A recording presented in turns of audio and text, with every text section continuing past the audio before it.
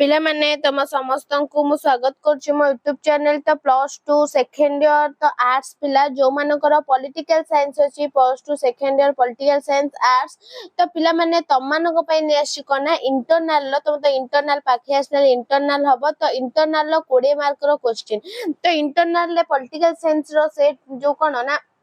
Unit 1 आसबो तो को selection question हमें नहीं आछे तो आ भितरु तमरो पड़िबो तो सेट हमें कोन ना 5-6टा करबा इंटरनल पई तो करबा ता भितरु तमरो 100% गारंटी सही क्वेश्चन आसीबो तो चलो हमें स्टार्ट करबा समस्त को मो राधे राधे जय जगन्नाथ जय श्री राम पिला माने तो चलो हमें आलोचना करिया वीडियो देखिया पूर्व चैनल ने नथिले सब्सक्राइब कर दबो बेल आइकन को दबाई दबो नया नोटिफिकेशन पई लाइक शेयर कर दो तो पिला माने जो माने ग्रुप रे जॉइन हवा को चाहू तो तमरो सबु नोट वगैरह सबु दिया हबो पिला माने तो सांग साथी को शेयर कर दबो एवं डिस्क्रिप्शन में लिंक दिया होची एवं कम्युनिटी भी लिंक पोस्ट अछि तो तम माने जाई जॉइन हे परियो बुझेला तो चला हमें देरी न करी स्टार्ट करबा तो देखो फुल मार्क तमरो केते देछि ना 20 देछि तो तमरो कोन पड़ियो इंटरनल केमती क्वेश्चन ना एमसीक्यू तमरो 5टा 1 गुणन 5 तो एमसीक्यू तमरो केतेटा पड़िबो ना एमसीक्यू तमरो 5टा पड़िबो तो चलो आरंभ करबा तो तमने देखो कौन ना तुम 45 मिनट समय केते मिनट दिया हबो तो इंटरनल ले 45 मिनट तुम समय दिया हबो 20 मार्क रे एग्जाम तो प्रथमे आसीबो एमसीक्यू 5टा तो एमसीक्यू 5टा आलोचना करियो जदि तुम कॉलेज रे भी सेमती 1 मार्क के 5टा देई पारंती बुझियला किंतु एमसीक्यू 5टा आसीबो देखो केउ राष्ट्र पृथ्वीर बृहत्तम गणतांत्रिक राष्ट्र रूपे परिचित केउ राष्ट्र पिला माने भारत इंग्लैंड अमेरिका स्विट्जरलैंड तो केउ राष्ट्र पृथ्वीर बृहत्तम गणतांत्रिक राष्ट्र पिला माने कोन ना होची भारत आम देश भारत नेक्स्ट क्वेश्चन प्राचीन ग्रीस रे केउ गणतंत्र प्रचलित थिला प्राचीन ग्रीस रे केउ गणतंत्र प्रचलित थिला जहा कि आधुनिक स्विट्जरलैंड रे मध्य प्रचलित एबे हेउजी कोना केउ गणतंत्र प्रचलित थिला कोन प्राचीन ग्रीस रे जहा कि एबे आधुनिक स्विट्जरलैंड रे मध्य प्रचलित हेउची तो परोक्ष गणतंत्र ना प्रत्यक्ष गणतंत्र प्रतिनिधिमूलक गणतंत्र ना मूल्यबोध भित्तिक गणतंत्र तो कोन हबो ना प्रत्यक्ष कोन ना प्रत्यक्ष गणतंत्र परवर्ती क्वेश्चन देखिबा केउ कारणरू मध्य प्रदेश और छत्तीसगढ़ ठारे नक्सल विद्रोह आरंभ होइतिला केउ कारणरू राजा प्रवीर चंद्र भंजदेव हत्या नागभूषण पट्टनायक हत्या कालमार्क्स हत्या माओ सेतुंग हत्या तो का हत्या पिला माने राजा प्रवीर चंद्र भंजदेव हत्या नेक्स्ट गणतंत्र एपरी एक राजनैतिक प्रक्रिया सहित संपृक्त जहा द्वारा साधारण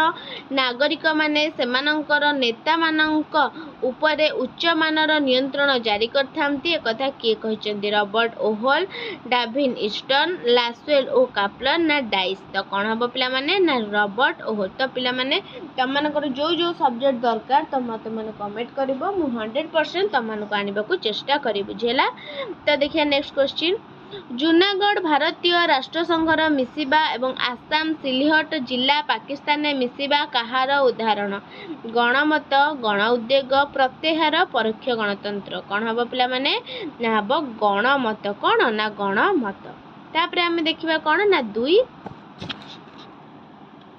तो पिला माने तापरे कौन देखिबा ना 2 मार्किया क्वेश्चन कौन ना 2 मार्किया क्वेश्चन तो 2 मार्किया क्वेश्चन से कौन देछि ना जे कोनोसी 3टी प्रश्नर उत्तर 2टी माने 4टी क्वेश्चन तो जे कोनोसी तमे 3टा क्वेश्चन आंसर दबो तो प्रथम क्वेश्चन कौन देला गण उद्योग बा इनिशिएटिव कौन गण उद्योग बा इनिशिएटिव कौन कौन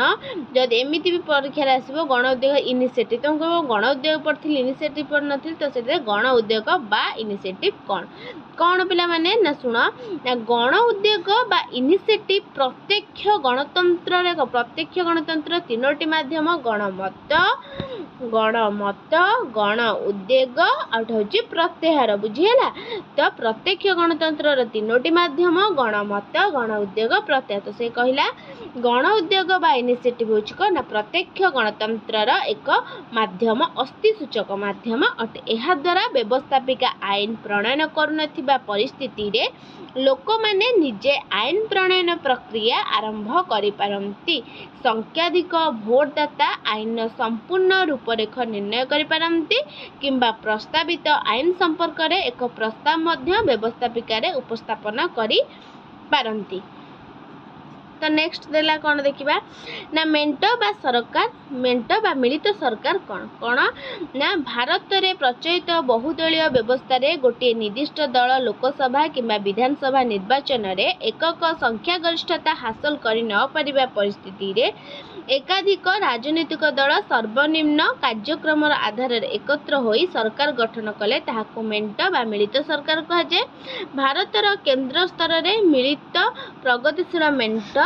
यूपीए और भारत जातीय गणतंत्रीय मेंट एनडीए गठित होईछि। तबरे भारतीय दल व्यवस्थार दोष कौन कौन ना बहुदलीय व्यवस्था संगठित दृढ़ विरोधी दलर अनुपस्थिति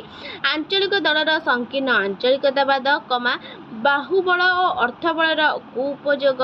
कमा दुर्नीतिर द्रुत प्रसार कमा असाधु मेंट राजनीति आदि भारतीय दलीय व्यवस्थार प्रमुख दोष अटे।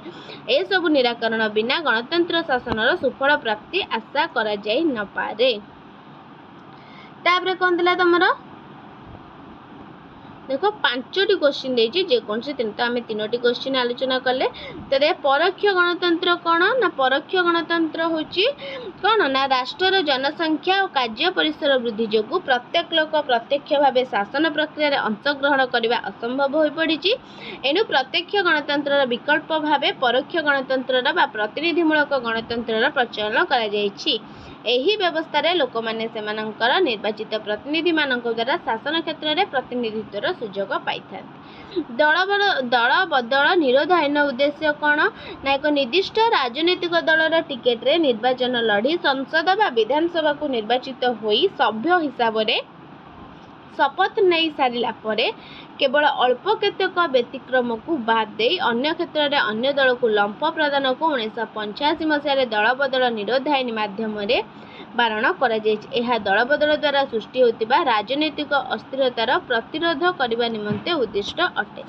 तो पिला माने 2 मार्किया जे कोन 3टा तो 3 मार्किया देछि तमरो केतेटा सेई 5टा देछि तमे जे कोनसी 3टी आंसर करबो। कोन निरक्षरता आह्वान को भारतीय गणतंत्र किपरि मुकाबला करायछि। तो जदि तुम आंसर नथिबो मते कमेंट करिवो तुमको आंसर मु कोन ना ग्रुप रे दे देबे। आंसर पिला माने लिंगगत असमानता कोन आंचलिक दलर प्रभाव और भूमिका वर्णना कर प्रतिनिधिमूलक गणतंत्र कोन गणतंत्र जनमत उपर प्रतिष्ठित एक शासन व्यवस्था